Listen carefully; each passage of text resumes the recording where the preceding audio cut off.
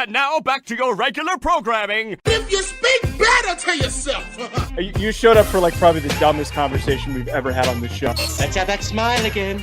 Tell me how that happens. Physically should not happen. Relax. If you say Give me as well. 3 times a day, God will line it up. He's just an absolute hack, and he gets his ass kicked by his teammates every week. It's just terrible. Welcome back to Hack City. Joe DeLeone, Sean Anderson. Today we are going to be doing our next win total segment. We're going to be doing the AFC South, and we're going to talk about 2 of the most random trades that could have possibly happened in the month of July, end of June, the ones that happened yesterday. We're also going to do Would You Rather at the end of today's show. Before we get there, Sean, can you share with our listeners a word from BetOnline? BetOnline, the world's most trusted betting platform. I could have bet on a co-host taking a chapstick break pre-show. If I would have made money on it. I'd make money on it every show if I could take these real-life lines from BetOnline. Categorize it as a break. It's summer. Is it a sunscreen chapstick? It's just chapstick. God forbid a man doesn't want to have chapped lips during a show. Baseball season is in full swing, and we're. What do you want from me? I just don't know how to dig out. I've never seen another man consume so much chapstick so consistently in my life. I'm worried. They're going to be gone eventually. Get used to it. You're gonna shave them all down. I don't think that's how chapstick works. I think it's the other way around. Why do you keep having to use it then if your lips get so chapped when you have to stop? Because they're designed for you to keep using it. I'm already caught in the trap. I don't know. That's all I wanted.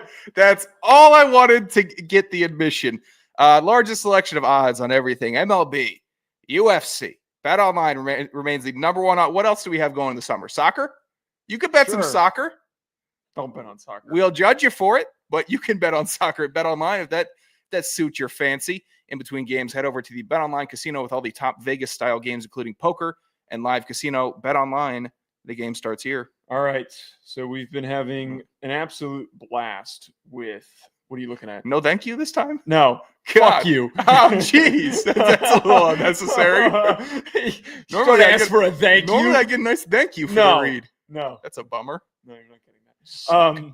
We've been having a blast going through these win totals for each individual division. Today we move on to the AFC South, which one of the most bottom feeder divisions in the NFL. Who actually will win the AFC South? Who will be the best team this year? Is it a guarantee that it's the Houston Texans? Or could we have a plucky, unexpected team sneak up on Houston? Let's start with the Texans. 9.5 wins seems pretty favorable for them to achieve. Where do you say?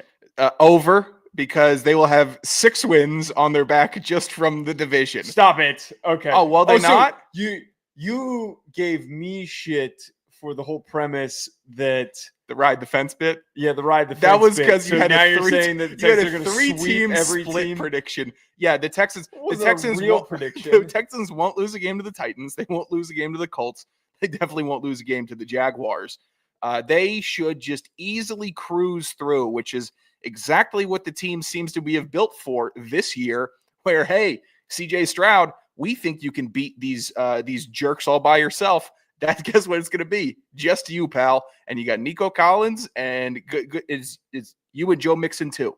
You 3 better get 10 wins, and I think they could because they need to. They cannot fall in this division. They're too good for this division. The rest of the division is utterly terrible. And while CJ Stroud has been left hung out to dry in many situations with the Texans this year, looking at it straight up this close to the season, they get 10 wins and they completely easily sweep this division. I think that just for the fact that this number, we're assuming that they can't win 10 ball games. They've been competent enough the last 2 years. 10 wins to me is like that mark of this team has their shit together. They are a capable team. They can make the playoffs. They can maybe steal a game. They can at least show up and fight against most of the teams on their schedule, even if they're outmatched against some of the top dogs in the NFL. They're going to be able to go toe-to-toe with teams like the Broncos, the 49ers, even the Chiefs. they're probably not going to win that game. I don't think that they will win that game, but they're still rounded enough on the roster to keep that game tight late in the middle of the season. Or I guess it's toward the end of the season. That's in December. It would require for me like a complete collapse, even with this huge shakeup that they had with their offensive line, for them to not win 10 ball games. And it comes with the fact that also, as you said, the rest of the division sucks. It's not a good division. I think that there's a chance that one of these teams surprises and ends up being good, because for how bad the division is, someone's got to rise through this mess.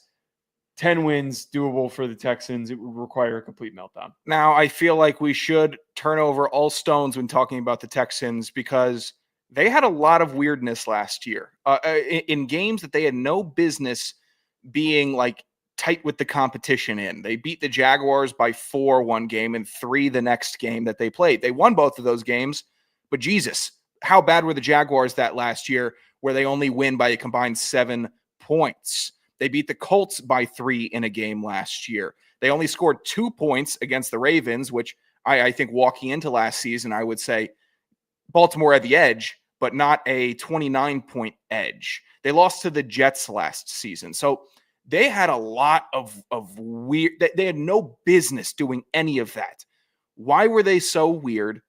Was it year one of new OC? CJ Stroud thought he was going to have a bevy of weapons, and they all got hurt. Wasn't year one of a new OC? I thought Slowick got booted prior to last season. And they had to get Slowick got booted this offseason. This season? Okay, Jesus. So another OC for Stroud. Great. Now is when they're going to have a new OC. I'm sure that'll go swimmingly. Well, I mean, it's a concern to bring up for the conversation of, is it a catalyst for a boost in success, and a boost in success for the Texans? It needs to be. For how they finished last year and how decent their record was, like a big boom in success would be one of the best offenses in the NFL. And that was what they were on the cusp of becoming in year one. They took the step back. There is, however you want to describe it, the weird undocumented tension that apparently was happening that nobody really gave a lot of clarity into. The only thing that we got context on was the offensive line shit, but which wasn't good for them this year. It was really bad for them. New OC either means huge step forward or it means massive, frustrating step back. But I can't imagine that they would take, again, much more of a step back from where they were last season. It would be hard to do. And they, I think, maxed out last year. Damn near one score loss to the Chiefs in the divisional round.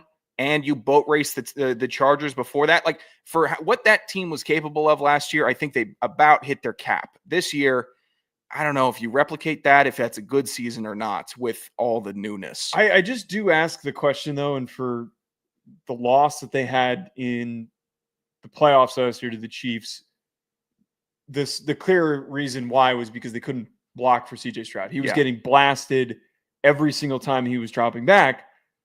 Are the changes that they made, and we talked about this, is it really enough to actually like duct tape that offensive line together? It doesn't feel like it was a very aggressive approach to rebuilding that O-line. I think that there's a lot more weapons to work with. I think that there is a chance that things are improved simply because apparently the chemistry of the group was bad last year.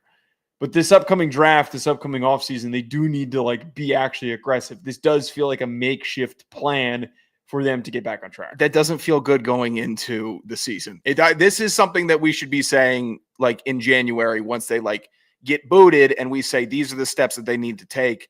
We're having the posthumous conversation about them before the season has even started, because I think we can read the tea leaves pretty well and understand the offensive line is going to be rough again this season. I would expect it to, unless they shock the world and they're competent and they can block for Mixon and Chubb and they can keep Stroud upright long enough for him to be magical, which is what he can be, to be a surgeon, to be someone that can duel with any other quarterback in the league.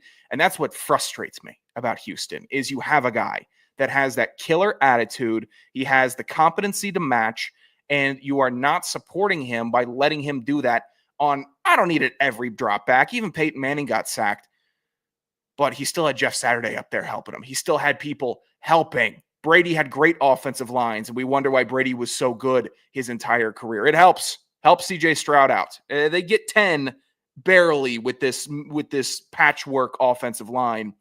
And if they weren't in such a I don't want to pick on them this much, awful, hideous division, then it would be a much tougher decision to make. When you had as many teams as they did picking in the top 15, it's kind of warranted. I wouldn't feel too bad about that. Tennessee Titans, 5.5 wins. I originally at one point was thinking that I wanted to go over with this. And I kind of started as we were doing preview type content over these shows. I was starting to feel like I wanted to hype up Cam Ward in year one and hoping that the offensive line would be better and that everything would start to mesh together towards this team being kind of like the Commanders. But as I started to think about it more and more, the history of these teams that pick first overall, that next season is very rarely, almost never, a good season. It is usually a couple-year rebuilding process in order for them to be placed in a competitive position. It's been rough to lately. actually compete for the division. I mean, like the best example, we talked so much, everybody did, about how the Bears was the best possible situation for a first overall quarterback. And also a lot of people pointed out it was one of the best first round quarterback situations ever. Yeah. Big time. Good defense, great receivers. There were 6 or 7 win team, going into that draft with Caleb. They did. It wasn't tankathon 4-win Chicago Bears just slipped into the first pick. They were decent the year before. But my point is that circumstance was supposed to be the best one, and they collapsed so much so that Eberflus got fired. They missed the playoffs, and some have questioned if Caleb Williams is going to bounce back. I obviously think that he will. I think for the Titans circumstance, assuming that they're going to go win 6 games or more would be a little too optimistic. If they win 5 football games, I think that's fine. Like, I don't think we need to completely melt down and freak out if they only win 5 football games. Yeah, it wouldn't scare me off of Cam Ward, I don't think, unless he puts some atrocious things on film. But additionally, for rookie quarterbacks, I'm pretty blunt with it, but I give them a lot of leeway. If they make stupid rookie decisions, I feel like we can call them stupid rookie decisions, but we're not holding them to the same standard that we would Jared Goff, who's in his 9th year in the league. The Titans are interesting because I don't know how Dan Moore is going to do at left tackle. I like that they moved J.C. Latham to right tackle, which is a better position for him to work laterally and hopefully open up some outside zone stuff. Skoronski needs to take a big step at left guard. I know we've been waiting for it. He's been better, got better last year. So the offensive line trying to build within the trenches for Tennessee, I respect the game plan. I'll acknowledge it, but I still think they're under. I just think I don't think Tony Pollard is going to be a good enough complement to Cam Ward to bail him out of games. Cam Ward and Calvin Ridley could have a great dynamic, but if the backfield isn't that solid, it's not going to help. Tyler Lockett, I'd be steamed if it was year 5 Tyler Lockett coming to the Titans, but it's not. It's year 11 Tyler Lockett. Tougher sell for me. The defense, they play a hard brand of football, but where are the difference makers outside of the interior defensive line? Tavondre Sweat, impact maker. Jeffrey Simmons, star. Everyone else, you're going to have to fit your role and wow some people to get to that 6-win mark. It's an optimistic under for the Titans, and that's the best way I can label it. Yeah, just a very quick look back. 2023 was when Bryce Young was picked first overall. That was an abysmal season for the Panthers. 2022, Trayvon Walker was the Jaguars' first overall pick. I believe they had a pretty good 2022 was the year. Was that when they beat the Chargers? I believe that I don't even. That's like a fever dream season for them. But the year prior was when they drafted Trevor Lawrence and Urban Meyer was the head coach. Yeah. Joe Burrow with the Bengals. They were absolutely terrible that year, and he got hurt. Kyler Murray and the Cardinals. They were absolute dog-ass. And then Baker Mayfield and the Browns, they were pretty pathetic as well. So there's just not a history of these types of teams. Unless there's you can look at the roster and think this, and this piece are good enough to take them over the top if said player improves. There's just so much work. Their pass rush really isn't there. Their whole defense as a whole is pretty barren. Their receiving room's pretty weak. So it's going to be smart for us to take the under. Colts, 7.5 is their win total. Anthony Richardson or Daniel Jones, the wishbone should be ran. You're already making it funny. No, you Indianapolis. got to give it straight here. No. Jonathan. We're gonna go Jonathan Taylor, Tyler Warren, and we're gonna go 2 quarterback wishbone with Daniel Jones and Anthony Richardson. I'm so serious. I love it. Steichen, just mail it in, Steichen. I'm actually, it's not even mailing it in. Stop overcomplicating it. You're going to ask, here's what's going to happen. You're going to ask Anthony Richardson to throw the ball and make decisions. He's not going to do a good job of it because he's never on the field, because he's never healthy and he's never available to actually learn how to play the game. And he's pained me for that. Daniel Jones has also pained me because he's a big dumb doofus who doesn't know how to read things in front of him or make decisions. Against the Vikings and Kirk Cousins, Saquon Barkley has a playoff win. He's got a Super Bowl, pal. Fuck you. Walk into that one. Yeah. I'm sorry. Run A the Doberman wishbone. took a 3-pound turd on the sidewalk and you stepped right into it. Okay. Run the wishbone. Run the wishbone. You win 8 games. I don't care. Anyone who wants to crap on that and be like, oh, they're very funny. Ha, ha, ha. No, I'm serious. Run the wishbone. You have 4 of the most ultra-athletic players at their individual positions. Anthony Richardson's the most athletic tight end in the NFL. Daniel Jones is somehow been one of the fastest players in the NFL in his time of like a number of those long runs that he broke. It's really irritating. Ran faster than, what was it, Tyreek Hill that he ran faster than, or like Lamar Jackson? Made no sense. Jonathan Taylor is one of the most explosive running backs in the NFL, and Tyler Warren's going to be one of the fastest, most creative tight ends after the catch in the NFL. Don't even waste your time trying to throw him the ball. You think Daniel Jones is going to have enough touch to deliver a nice little drag route to Tyler I Warren? don't think that. I don't know that. No, run the wishbone. Wouldn't say that. Okay, well, while I am completely on page with seeing a modern wishbone taking place in the NFL, I feel like by the fact that you're telling them not to play modern football, that you can pencil them in for the under, basically. And basically, if they don't play how they're coached to play and how the game has evolved into the current state it is, and they can't do that, then it has to be the under. Breaking David Flacco-Berry's heart in the chat. I know he's a massive Colts fan. Oh, no. I didn't even know that Colts fans had animosity towards the Texans. I'll respect the rivalry, even one as sorry as that. The Colts are going to be rough. The Colts are going to be boring. The Colts are going to be the Colts that we've seen every year since Andrew Luck. And whether it doesn't matter who they're trotting out until they find another Andrew Luck, it's a team that needs a good quarterback. It's a team that needs not. Let me walk that back. The Colts are a team that needs an incredible quarterback. Other than that, it is the milquetoast. We're aware of them. They're there. Sure. They'll get one primetime game a year. Indianapolis Colts. And it's unfortunate. They keep on finding great players. They found Darius Leonard. They found no longer on the team. Yeah, correct. Who's Zaire Franklin, I believe, a very good linebacker for them. They find Carrick not on the team anymore. They find good dudes, and they always seem to have a decent offensive line. And Jonathan Taylor is a mystery man all the time also. So there's no reason I would have any confidence in the Colts. They're just competent enough to float around in that awful draft position where they're just stuck in the mud. And honestly, as I've talked myself into this point, the only way out is the wishbone.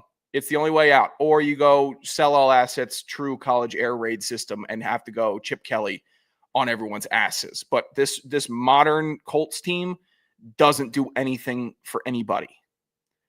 Yeah, I'm going to ignore a lot of the things that you just said. I'm going back to the wishbone conversation. So here's my vid. My vid. I mean, you made some good points. They're a team that's drafted well. Chris Ballard's kind of gotten to this point where let's get to what we want to get to here. It feels like Chris Ballard has kind of ridden off of him being characterized as this drafting, team-building genius. He did it for so long, and there's all these videos that whenever somebody slides in the draft, they're always like geeking out and freaking out in the draft room. It's always like, them super excited to get their guy. I don't know if I'm Chris Ballard, I'd be doing all that in the draft room with how much I still reserve optimism for Anthony Richardson. And I think that he's going to work on probably a different team. Sean, I'm not saying you're wrong. I'm just saying that's about as safe of a statement you could make for Richardson. It cracks me up here. Go ahead. I know I'm like dishing like 4 points at once. He is the same age as Garrett Nussmeier, who potentially could be a first-round pick in this upcoming draft. Like that is something that I don't think a lot of people realize. He's that young. He's 23 years old. Sam Darnold, 27, was when he finally played his best season. There's a real chance that Anthony Richardson gets a hard reset somewhere.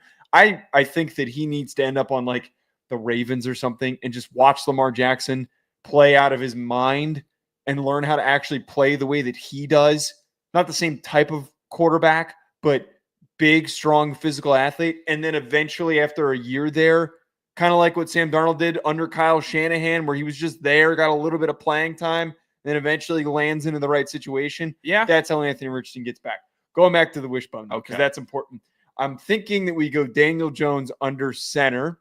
I'm thinking that we go Tyler Warren at fullback, and then our two running backs that are back, we go Anthony Richardson on the left, we go Jonathan Taylor on the right. That's what I'm thinking. I think we're just handing the ball to Tyler Warren and to Anthony Richardson as much as possible. I'd Tyler rather Warren's got have a block. Could I have Anthony Richardson on the right in case we want to have him roll out, throw a pass from the right side? That's a good so point. He's not having to throw across his body. That's a good point. I'd rather have him on the right. And then if we want to, Has anyone done that? Has anyone thrown a pass out of the wishbone from one of those running backs? That's a brilliant question. I'm sure there has been. We just fixed the Colts. I'd like to fix the Colts this way. They don't have the balls to really take this genius and get us in front of a whiteboard. But I wouldn't mind. So is there a possibility that Anthony Richardson is also running a route out of the backfield, like in the flat? If it's a play action to Warren, fake the pitch to Sure. Taylor, I think that'd be smarter than dump off to Richardson. I don't need him blocking. I don't need him doing all that. I don't need him blocking. Hell of a blocker. Big shoulders, big thighs. No. Don't disrespect Anthony Richardson like that. Like he's a tight end. You're putting him in a wishbone now. Okay, you're saying you can't play modern quarterback, so we're putting you in a wishbone. The disrespect hold on. blanket is off. You're misinterpreting this. I'm just saying at the very current moment, this team it's not good. You don't have instincts. You don't have a decision maker. You got a leader in Anthony Richardson. He's just not a good football player. I don't even think you would have a leader after the pull myself out of the game stuff that I believe lost some of the locker room last year. If we run the wishbone, and I would hesitate for anyone to call Daniel Jones a leader as well. Daniel Jones definitely is not a leader. Oh, you just feel his quiet impact. Whatever that means.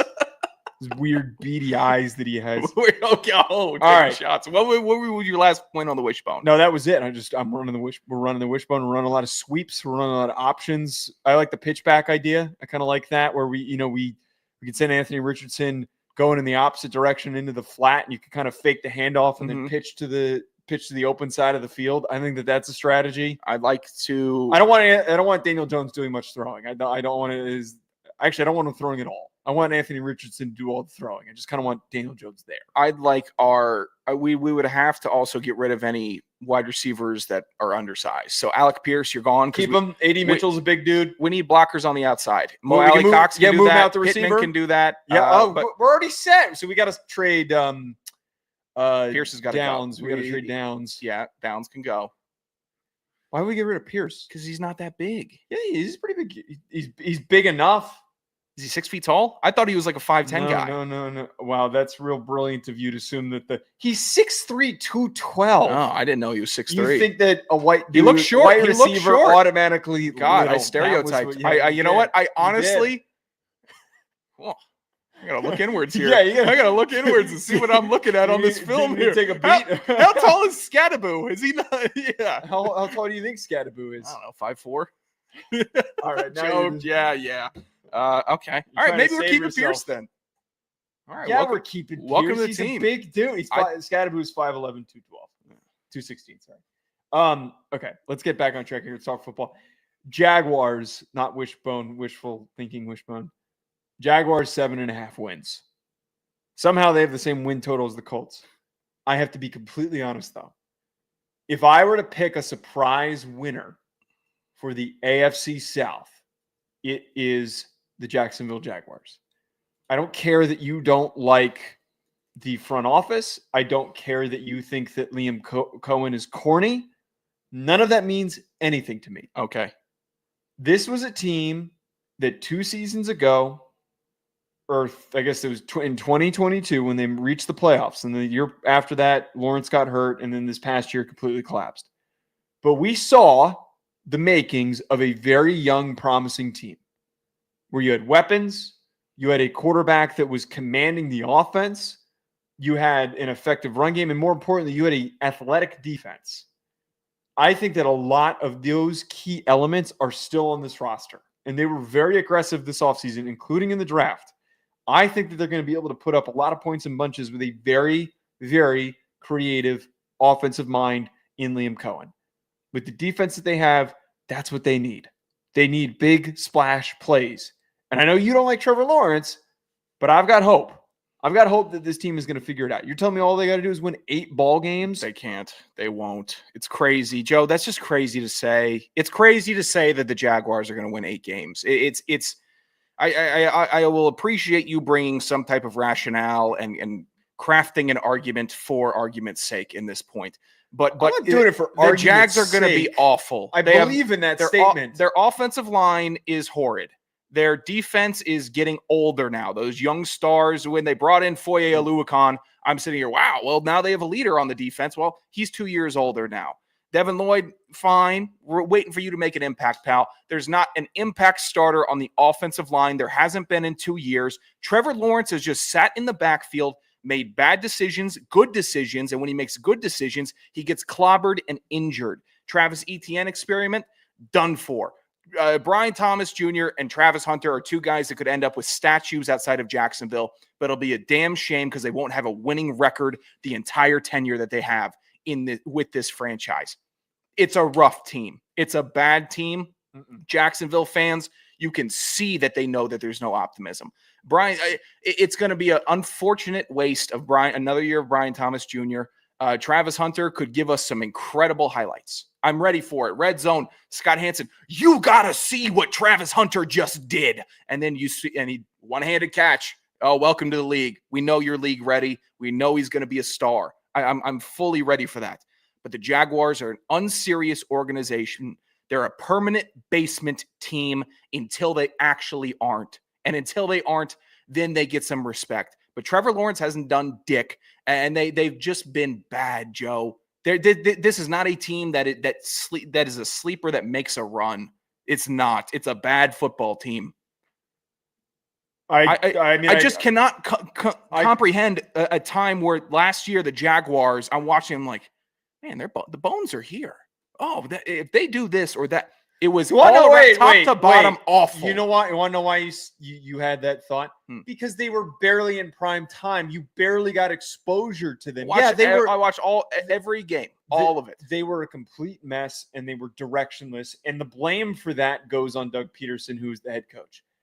For the way that the Buccaneers were able to be as productive as they were with a ton of receiver injuries, for Bucky Irving to emerge and explode the way that he did, I think that those are strong indicators that Liam Cohen takes this unit over and gets production out of these weapons that have been a bit underwhelming. I wouldn't be shocked if we don't see Travis Etienne reemerge as the former first-round running back that we once knew him as. And Brian Thomas Jr. is already one of the better receivers in the NFL and could become one of the best receivers in the NFL this year. There were parts of the year where he was catching passes from Mac freaking Jones. He was great. Being productive. He was great. Etienne's cooked. The backfield's cooked. Bigsby's okay. I've been noticing the Tootin buzz from Brashal Tootin. Bashal Tootin in his OTAs. That was solid. It's a mess, Joe. I can't let you keep on pitching this as like a remodel. It is a remodel, though. If we just get new doors, then maybe we'll get a buyer for $60,000 more. No, it's a tear down. It's been a tear down. You've just consistently been a Jaguars hater, and that's fine. What have the Jaguars done? What have they done? They have been one of the few teams that has been bad but willing to spend money. I think what has that got them? They got them to an AFC Championship game. They've been in 2017, all of them are gone. Ramsey's gone. Boye's gone. That whole defense is gone. I would argue out of the most 4 recent expansion teams, the Jaguars might have been the most successful. Better than the Panthers? Panthers went to a Super Bowl and had an MVP with Cam Newton. Outside of that, though, they've been incredible. They've been awful. They've been awful as a franchise. I think the Jaguars have been spurts. The Panthers went to two Super Bowls. They went to one with DeLeone and then one with Cam Newton. They've been to two. Jacksonville hasn't even been to. They've been to one championship game. No, they haven't. They've been to two. Did they go to one in 07? That's right. They did go to one in 07. I don't remember exactly. I think it was a David Garrard. The problem with the Jaguars is the aggressive approach to roster building that they've had has a variance in outcomes, which has led to them being absolutely shit. And then there's been times where they have been tremendous and promising and incredibly defensively dominant. This is a year where a team if I think that they could be like the Chargers, where they have a mediocre roster in certain spots, but they manage to find success despite that, and then they lose and get smoked in a playoff game. I'm going to tell you, this would be, if we were talking college football, this is like me saying Mississippi State could be a dark horse to win the SEC. That is a ridiculous. They are a perennial top 5 pick. Jacksonville has had 2 number 1 overall picks in the last 6 years. And they had another. State doesn't have a 5-star. That's the comparison of having a first overall pick quarterback. The Jags have had 2 number 1 overall picks in the last 6 years, and they just had another top 5. Make that make sense and tell me why there's anything pointing to this team being worth a damn this season. The problem was Doug Peterson, and now Doug Peterson's out. I'm sure it was all Doug Peterson, man. I'm sure he's never done anything with better quarterbacks and better teams. And yeah, right now, that obviously won a Super Bowl, but the team was completely, obviously directionless last year. There is obviously talent on this team. There's not much. Your first round, you got 2 receivers. Your first round receiver doesn't have that much production if this team is so bad and awful. You got Brian Thomas Jr., talent, star. Travis Hunter, incoming star. Eric Armstead, old but solid. I'm not going to disrespect him. Josh Hines Allen now, good on the defensive line. He's one of the better edge rushers in the NFL. What are you going to just classify him as good on the defensive line? He's good. He's fine. That's a bad description for him. Fine. He's not just fine. Why is he in Jacksonville then? That was where he was drafted. What do you mean? How do you think that he just gets stand up and leave? Why is Myles Garrett in Cleveland? That's actually the best counterpoint that I've heard you make in to the most simple concept that you pitched. Why is a player still on the team that drafted him? Because they paid him. They gave him a second contract. He wanted the money to stay where he was at. Awful team. Also, to live in Florida. Yes, I'd very happily. You're selling me a little bit. Play NFL player living in Florida, keeping more of his money. Okay, it's a bad team, Joe. They're going to have 4 wins. It's going to be awful. Trevor Lawrence is going to be bad, and he's going to be injured. Hold on. Last time I did this, I said before the 2022 season when they went on a playoff run, I said that they are going to be a playoff team. They're going to be a playoff team. And the charity stripe guys completely clowned on me. Are you going to put yourself? Are you going to put? Well, they went to the playoffs. They won a playoff game that year. They had a miracle comeback against Justin Herbert. Herbert. Went to the playoffs. I agree. I know they went to the playoffs. Comeback. They backdoored their way in and had a miracle comeback against the Chargers because If-Man couldn't close it. I remember it distinctly. That is an insane description for one of the greatest playoffs in comebacks in playoff history. That is one of the that you can't describe. I forgot they went on to win the Super Bowl. Come on. Okay, just because they don't win the Super Bowl, we can't recognize that's one of the greatest comebacks in playoff history. We recognize Tampa. Yes, I will say that. Yeah, we can't recognize it because it's the shitty ass Jaguars and no one cares. They're bad. And you know what? Don't be on the wrong side of this prediction. And I'm putting myself come back to this. I'm going to get crushed. I'll get eviscerated because I know that Jaguars fans are super online and they hate their team, but they hate people who trash their team even more than that. But deep down, you know you have a bad team. You know you're going to have a bad year. They're going to be bad. You're just pissed off that they got mad at you for you insinuating that they should have drafted Quinn Ewers in the first round. That's why you're mad. Hey, look, draft stocks fall a little bit. Whatever. All right, we got a break. We have other I can't believe you just said that about the Jags being the sleeper and the AFC South. They make the most sense out of any of those teams. They have a better roster than the Titans and a better roster than the Colts. I'd have the Titans as a better sleeper than the Jaguars. Jaguars are hideous. They're bad. I don't know how. Yo, I will hold you to this. I think that you're completely discounting. Go ahead, cuff me, hold me, lock me to this take. Put the cuff on my wrist and put your take on the other side. You're putting way too much of an emphasis on this. That I promise you, I will be insufferable if they come close to the playoffs. I'm going to take a victory lap. What do you? Okay, you know That what? if I like they hit this their now. win total, if I they like win this now. 8 games, 8 I'm games, taking a victory lap. Deal. Yeah, eat shit. Deal. Excited. They go 8-9. That's all I need. All right. That's victory lap. All right. We got to move topics. You do it. Do it then. You keep taking us back. Oh, I'm sorry. Am I interrupting you? God. Yes, we're doing a show. We have segments to get to. Not you. Your piss on the Jaguars hour like you do every time we bring them up. God. All right. You got something else you want to add? No, Sound like you got transition, big man. Okay. Today, one of the most unexpected trades happened that I think I've ever seen. And I'm referring to the Dolphins trading for a 33-year-old Darren Waller, who since 2019 and 2020, which were his last 2 productive seasons, was declining. And then he abruptly retired due to injury, medical issues that he didn't provide a ton of context on, and his divorce, which was weird and awkward and uncomfortable. It's too public. Way too public. I have no idea why this was the solution after they traded away Jonnu Smith, which we will get to in the next segment. How can you think that Darren Waller was your best available guy? Kyle Pitts Yeah, I would have been a much much better option. Probably wouldn't have traded the same capital, but you could have probably gotten him for a day 2 pick for the compensation that going and getting Kyle Pitts would have made a lot more sense than Darren Waller. I don't know how anyone could think that a guy who's been sitting on the couch for over a year is going to provide any impact.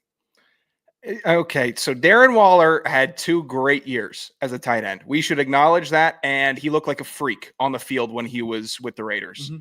He did not look like that with the Giants. He didn't look like that at the end of his time with the Raiders, and then he progressively got, as some film guys on X would call, softer. And I'm filling in a word for softer for Waller, just in his approach to the game. He fits Miami, though. It's a soft-ass team. Go there, be silky, make some catches. That'd be great. But it might have been too long, even for a team of that caliber, to come back out and really make an impact. Kyle Pitts' name was floated every hour after the Jonnu Smith was off the team. Oh, okay. I actually resigned myself to seeing Kyle Pitts walk. To seeing, okay, well, we're punting on him. We exercise the 5th year, but we're just going to let you have him, and then we'll try to get the next Kyle Pitts in the next draft, or a better tight end, hopefully. Waller doesn't put seats or fans in the seats. He doesn't elevate the offense right now. And this is a team that is scrambling, that had no direction for tight end, and that probably also had a super tight budget if the guy that they decided to fill in that spot at a pretty crucial position is coming off the couch. Dolphins are embarrassing. They have to be strapped for cash. They're desperate. Good for no other teams dealing with them. I'm glad no one else dealt with these cheap people that didn't have the money and haven't managed their cap to be able to go get a productive tight end if needed. I don't know if it was strapped for cash was the situation. They probably could have mustered up the draft capital for them to go make a move for, like we talked about, Kyle Pitts. It's just goes in line with what's been very odd and confusing moves that they've made through the last couple of years. Going and trading for Jalen Ramsey was already a bit of a weird start, and now you're already moving him. Yep. And they sent them off, which we're going to get to in a second. Your tight end room is awful. You've made no commitment to bolstering your tight end room. You didn't want to pay the guy that you just had, and I get it that he's 29, but he had one of the most productive tight end seasons last year out of anybody. 800 yards, and he's perfect for Mike McDaniel's offense. Why would you run him out of the building? And if he's some sort of a head case, and if anyone wants to make the case that he is, why would Darren Waller then be your solution, who was such a head case because of his divorce at his end of the time with the Giants? He was out here making rap videos to try and get Kelsey Plum's attention. Yeah. It was the weirdest, most uncomfortable thing as a Giants fan to have there and sit and go, man, I'm really glad we spent a 3rd rounder on this shit. I'm glad that we spent a 3rd rounder so that everyone's talking about us on social media because this dude's down bad as hell. Better return than you got on Galladay. I'll give you that. Raheem Mostert sent out a tweet about the Dolphins where you play really well, then you get treated like shit and traded. Talk about Jonnu Smith. Why move tight ends if you can't bring in a tight end? Like this is gambling with money you can't afford to lose with their latest dealings. And now you have moved from the $100 tables. You're in your car silently driving to a casino 4 hours away in West Virginia so you can find the $5 horseshoes and really try to work your way back up to even. That's all Miami's doing. And it's kind of embarrassing to see them operate like this. Darren Waller's a fun player, and I probably would have been fired up if this happened 3 years ago. I probably would have said, okay, final lifeline for Waller. Let's see if we can get some excitement. It's been too long. It's been too long for me to have a vested rooting interest or really to be thinking that this guy could be a big-time impact player. If he goes out in the first 4 weeks and has 3 touchdowns, I'll eat my words on a plate. But that ain't gonna happen. No, none of that is going to happen. There's no world that Darren Waller, if he was already declining and having health issues and was not consistently available, there's no shot that he produces more than like 400 yards this year. Maybe I'll be shocked because Mike McDaniel's a smart offensive mind and he's going to find ways to scheme him up touches and get him the ball in space and blah, blah, blah, whatever. You're telling me 33-year-old Darren Waller, who has not played for multiple seasons, is in football shape at this very current moment and is going to be ready to go. This is a move. This is not even a move that they made in April. They made a move after OTAs and minicamp. He's going to show up at training camp and be ready to go. I wouldn't be shocked that this isn't a situation where we're going, Dolphins cut Darren Waller at the end of training camp. They didn't trade much to go and get him. It was a 6th-round pick, I think was what it was. Yeah. Credit to the Giants for actually getting something out of him. Whole thing is stupid. It's beyond stupid. But nothing stupider than what the Steelers are doing. The Steelers made a move on Monday that befuddled the entire country. They traded for Jalen Ramsey. Mm-hmm. And this had to have been one of the most entertaining sagas of a trade situation because it lasted all about 30 minutes where the Steelers fans were going, oh, yeah, we just added a great veteran corner. This is awesome. We needed another second outside guy to play alongside Darius Slay and Joey Porter. Maybe we can get creative with him. We can put him in the slot. This is awesome. Maybe he's at the end of his career, but 31 years old, he's still showing some good stuff. This is great. He doesn't need to be our primary best DB. And then 30 minutes later, an hour later, however long, it becomes clear that the trade was a swap for your 28-year-old safety, Minkah Fitzpatrick, who has had his ups and downs, is still a all-pro caliber safety, is a brilliant player.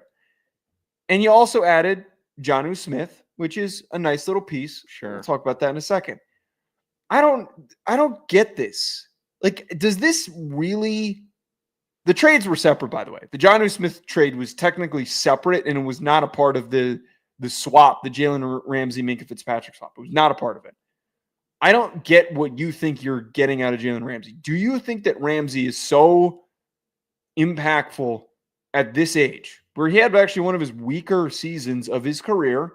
He averaged allowing 5.2 yards after the catch per reception that he allowed, which is the worst of his career. Do you really think that Ramsey is going to step up over Minkah Fitzpatrick? Is he going to play his role, or are they going to use him in a different way? I don't get this. Very confusing. I became such a big fan of Jalen Ramsey possibly making the move to safety this offseason. I really started falling in love with the idea because he's one of the best defensive backs when it comes to instinct. He always seems to make the right play when he's in the position to make the right play. He tackles. He's just a gamer. I think he's got the mentality to be a late career safety also, where he just knows how the defensive backfield works, and he's ready to make that change and be a guy that doesn't need to run with the fastest players in the league down the sideline, but rather can analyze the offense and make big plays. And that, I really did fall in love with this idea. Even if he didn't land in Atlanta, I wanted to see it. The only way I didn't want to see this take place is if you're making Jalen Ramsey a safety to replace Minkah Fitzpatrick. I would have been upset if they did that to replace Jesse Bates or any of the other very talented safeties that you just can't get rid of, that are indisposable, that are heartbeats of the defense. Minkah Fitzpatrick won the Pittsburgh Steelers games, won them games on his back when they were rolling out awful offense. It was him and TJ Watt winning football games, turnovers, blocked field goals. And I think Minkah ruffled some feathers in Pittsburgh because he was trying to hold guys accountable or to at least play with the same energy that he did. And I think he got the boot. I don't think he was well liked because why else would you trade this guy? A fleecing, an absolute fleecing to get him in Pittsburgh in the first place. And now you're sending him back. You're re-gifting him to the Dolphins. It is mind-boggling. And it kind of ruins the entire perception for me of Jalen Ramsey in a potential safety role this year because it's going to be spurled. It's not going to be just, hey, let's make an exciting player exciting again. It's, well, now we're going to have to compare him to what Minkah Fitzpatrick would have done or what he is currently doing in Miami. It kind of, I will say that I feel like the Dolphins, I know we just kind of grilled them for the Darren Waller thing, but them getting Minkah for their secondary issues, knowing that they had to get rid of Jalen Ramsey and they didn't feel comfortable with his contract, they didn't feel comfortable with his age, they didn't feel comfortable with the clear regression that he was having, they win this. Like it's a win for them. It's an A to an F. It is an A to an F. Even if you only get like 2 good years left. Safeties tend to have a longer playing shelf life, I feel like, than most defensive positions. I know that it kind of requires good burst and mobility and stuff, but when you're as instinctual as Minkah Fitzpatrick, you're going to be fine. Look how long Weddle played. Look how, you can keep it going at safety for a while. God, I thought Minkah was going to be like a Steelers lifer. I thought he was going to be now he's like a Dolphins lifer. The Rod Woodson 2.0, where he's just back there manning the helm. Now he's back in Miami, and you know what? I should catch myself here. I'm talking like the Steelers were going to make the miracle run this season with Aaron Rodgers, and that it would have been a destiny season. I mean, like, I didn't think it was truly out but it would have been better than what Miami's doing this season. Yeah, I just didn't think it was truly out of the realm of capability for, because we talked about this. Like, there's a real chance that it can either be a total drama-filled reality show, or it could be Aaron Rodgers locks in, actually does stay out of the public eye and just plays football and goes full Brett Favre on the Vikings and takes him to the AFC Championship game. It was all doable. Great run game, great offensive line, aging defense, but like really impactful defense. Young and good pieces, though. Right. Joey Porter Jr. is a dog. I like a lot of this. And if you brought in Jalen Ramsey and didn't freaking trade away, why couldn't you have just sent your third for Jalen Ramsey? Yeah. Like, that would have been worth it. That would have been an oversell. Like, you would have been giving up way too much. But I would have felt a lot more comfortable with overselling on a draft pick than swapping a guy that is a known commodity. They did add Jonnu Smith, like we mentioned, which, like, I don't know how I feel about this. I know that Arthur Smith has a boner for Jonnu because he was with the Titans when he was there as the play caller. He was with the Falcons for a very brief, small stint, but like none of those instances he was really that productive. It was neither brief nor small with Atlanta. Jonnu Smith was both throwing passes from two tight ends and catching passes from tight ends. Yeah, but he was had like a couple hundred yards. He was an integral part of that offense, even as abysmal as the offense was. Trust me, it was bad. And I know his numbers were bad, but at times in games, Jonnu Smith was the only guy that Arthur Smith was comfortable drawing up a play to. Hand to God, Jonnu Smith was the only guy that could move the ball down the field with Atlanta. I don't know what 582 yards was all he had. That was 500 too many for Jonnu. I can't find any passing yards for him. Maybe it was Michael Pruitt throwing it to Jonnu. There's a lot of history with Jonnu Smith in Atlanta, especially with how Arthur Smith used him, man. It's weird that he's back in Pittsburgh again. I need to correct you. He had 1 pass attempt and 0 completions in Atlanta. I think he was throwing that ball in the red zone too. I think it was a red zone incompletion. Was it a pick? He might have thrown a pick. Wait. God, I hated that offense. He didn't throw a pick. No, okay. He had one of his. That was his second best season in Atlanta, and that was ultimately the year that Arthur Smith got. No, wait, 2023. He got fired. Yeah, because this was the first year of Raheem Morris. And he also had like the most he ever had with the Titans was 448. So like he was good. He is the best second tight end that you can have on your team. And he was starting to show. It's a great way to put it. Yeah. He was starting to show that he could be a number one option with how well he played with the creativity of Mike McDaniel. And he was like a yak god. He had like 500 yards after the catch. Like he was awesome, explosive after the catch.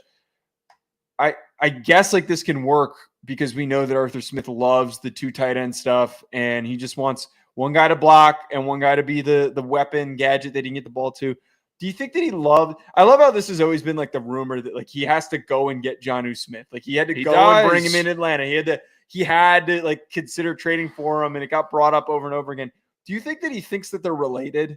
Like, do you think that that's funny? God, I thought you were going 1,000 different directions. Do you think that's why he's like obsessed with him just being an average tight end? Do you think that they're both Arthur and Jonnu Smith? I don't. I think he said, "Well, I've got Pat Freiermuth and I've got Darnell Washington. His last name's not Smith, but his last name's not Smith, and his first name's not Jonnu. And I need someone on this team that gets me." How many other Smiths did he have on the Falcons? Did he only have one? The first. This would be an incredible theory. You're not. It's like Dan Quinn can't go anywhere without Olamide Zaccheaus. It's how it works. That's not. Yeah, but the name's not the same. I understand the name's not the same. I'm trying to get off of that. That was a funny line. I don't see that as a building block to work through. Oh, Tony Dungy. Where you brought in a linebacker with the last name Dungy. No. That's not what I'm doing. That's not. No, I'm only talking about Arthur Smith. Do you remember? Did he have multiple guys in? Let's see if we can pull up the 2023 Falcons depth chart. 1 second. I'm trying to think of Atlanta Smiths. I know we had an Antoine Smith. We definitely had a Keith Smith at one point. I don't think that was under Arthur's regime. Okay, wait. Here's the 2023 roster. We had a Felipe Franks. Does that count? No, that's not Smith, man. Wait for him to be in freaking Pittsburgh. No, that was Jonnu. Was the only other Smith. Oh no! Wait. Oh no! You had Andre Smith, Jonnu Smith, and Keith Smith. Oh, I knew we had a Keith Smith. You had 3 Smiths. What position did Keith Smith? He was a fullback. I knew he was a full. God, I should have been more confident in that. That's a lot of Smiths for one team. For your head coach to be Arthur Smith. I actually think that Arthur Smith thought he was doing something.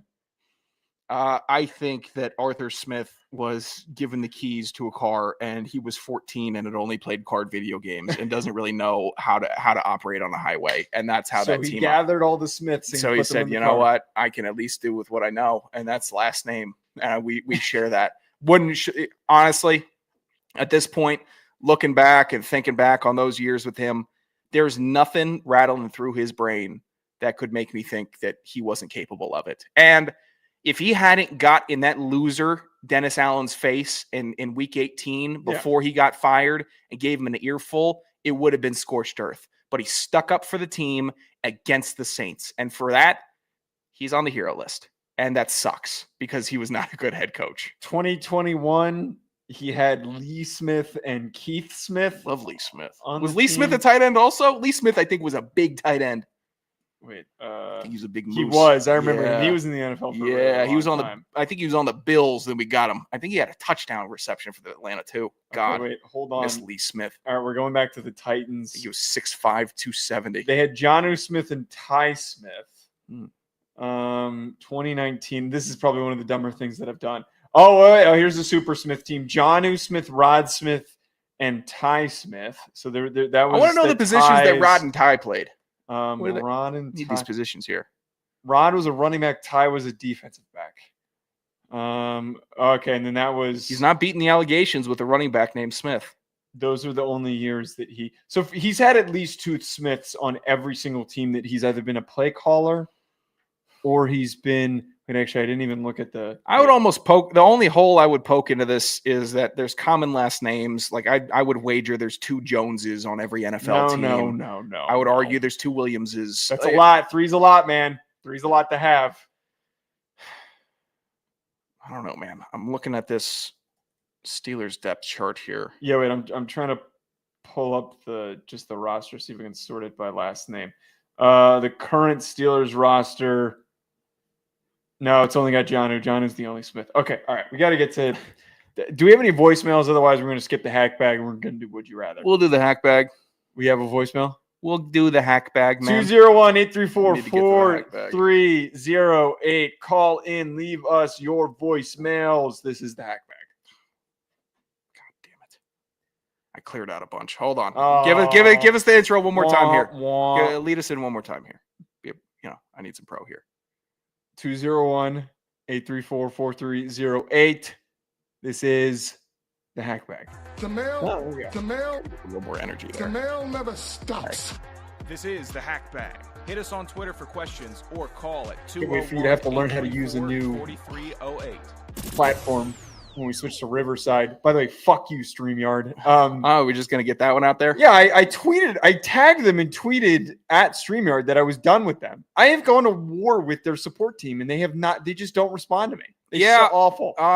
Riverside likes me though. For the listeners, be happy that we've been on at least, I think, a decent tear of no echo on any of the production, but who knows when that's going to return? Because I'll echo the sentiment here. Fuck you, StreamYard. Yeah. so that'll be. I know you've written in and you've tweeted at us, and we're trying to eliminate that entirely. But eliminate what? The echo. The phantom echo. It happens sometimes. Well, we have a new platform now, and it's a lot more intuitive than StreamYard we're going to be using hopefully on Sunday. I think that we should be fine going forward. Do we have a voicemail? Yeah, let's listen to a quick voicemail real quick here. Yes, I caught the podcast with the Cowboys, Eagles, and Giants who reigned in 2025. As far as the Giants go, you had a chance at Shador. But you listened to the hype and lost a good quarterback. This is a smart man right here. There's only two threats in the NFC East. And that's Washington and Philly. Thank you. Yeah. Astute voicemail. That is a sentiment that I agree with. I had said that I would have much rather have had Shador Sanders than I would have had Jackson Dart. And to this listener who did not give us his name, I am a Giants fan, and it depresses me that we have to trot out dipshit Jackson Dart. I am going to. It is going to pain me if Shador Sanders starts at the end of the season and shows some promising things, and Jackson Dart is Jackson Dart. I don't think that he's going to pan out. There is a very, and I would like to reiterate this. There's a very short track record for success with quarterbacks that are taken in the back end of the first round and in the second round. They very rarely pan out. Did we ever break down my projected Giants QB starting rotation this year? No. Okay, so roll with me here. This is how I see it going. Russell Wilson starts weeks 1 through 5. Okay. Jackson Dart comes in week 6. I think they're playing Philly. He gets crushed in week 6. Why would they put him out there week 6? Because Russell Wilson's been stinking it up. But we're going to throw the kid in because there's pressure. I don't know. I have my list here. Okay. Jameis Winston, weeks 7 to 9.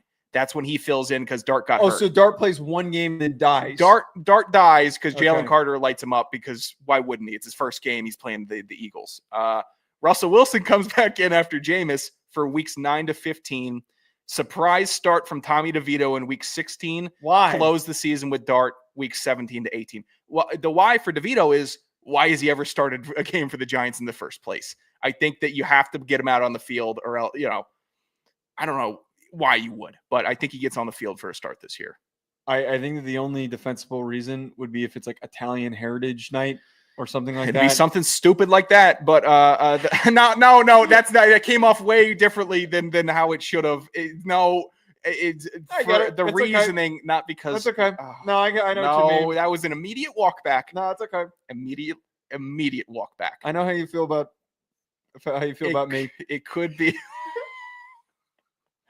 But I think all 4 quarterbacks on your team get that start this year. And if you drafted Shador, he at least starts 12 games for you guys.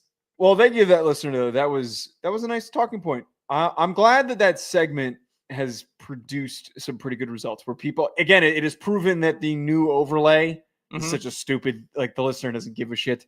I put the phone number on the overlay, and I thought we will get more phone calls if we have a couple segments every so often pop off. What if someone else took that advice? Oh, do we have two? Let's check in and get this.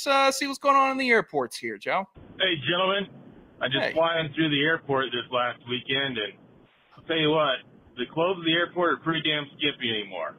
I don't know what you think about it, but I'm pretty sure that you could open up a small strip club in the airport because of all the butts and boobs that are hanging out and tight-ass clothes and stuff. Anyways, let me know. Why are you complaining? Thanks. Okay, so who was that?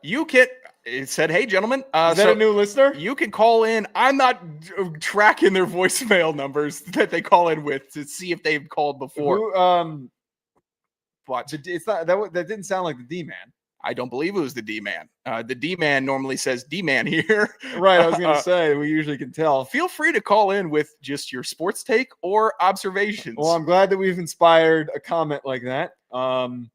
I think. Why are you complaining, though? Airport travel, and everyone always talks about this bullshit, right? About men used to fly in suits and women used to be able to smoke on the plane while pregnant. And then I'm like, well, look, I would love to spark up on a plane. That'd be great. But we are in a society. Sure. And we have to adhere to those rules. And we're in a society that evolves. And that means you don't need to be in a 3-piece suit on a plane. You don't need to be in hard bottoms on a plane. I would hope that you keep your shoes on, but we live in a world with savages that take their shoes off next to you on a plane.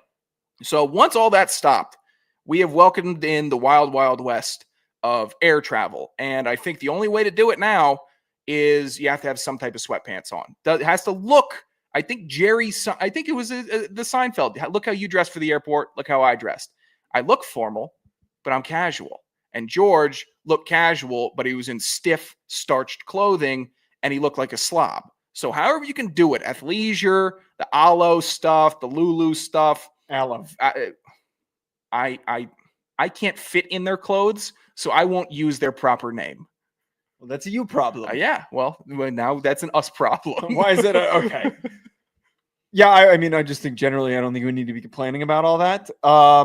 If people are dressing down, I think that a lot of people, I mean, I understand what he's getting at. I have thought about this, though. I have contemplated if I would do the bit where I dress up for the flight.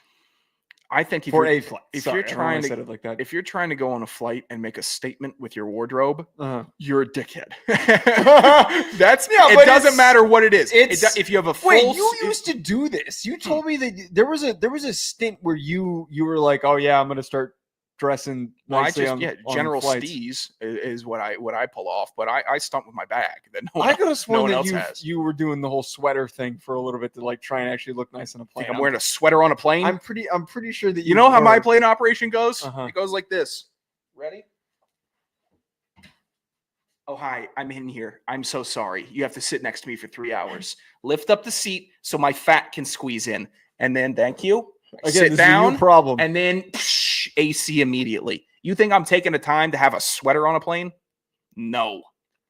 I could have sworn you tried to do this whole bit. I'm sure I did. I'm sure it was super pretentious. I'm not walking away from it, but I'm saying right now, here and now, you're a dickhead if you try to make a statement on the plane. But it's not like that guy that wore the Trump shirt and he was like, that's bad. That sucks.